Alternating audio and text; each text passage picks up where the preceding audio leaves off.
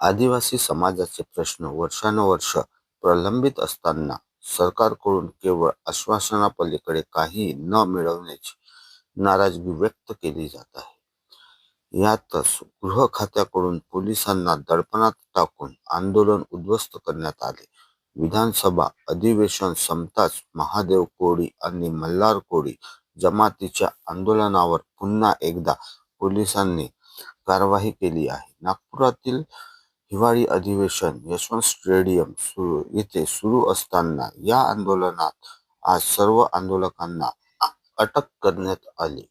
शांततेच्या मार्गाने सुरू असलेल्या आंदोलन मोडीत काढण्यासाठी पोलिसांनी बळाचा वापर करण्यात आला.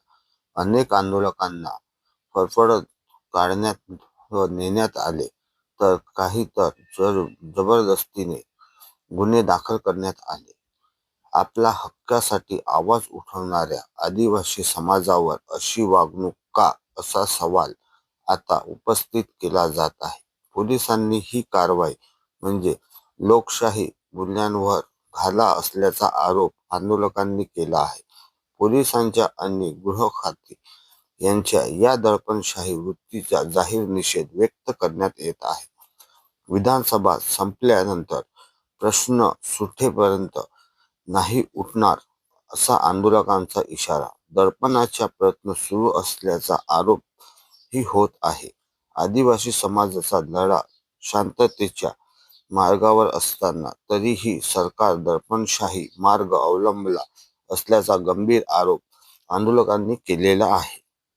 यात सरकार महादेव कोळी आणि मल्हार कोळी यांच्या प्रश्नाचं उत्तर न देता आज बरखास्ती झाली. यामध्ये दोषी कोण?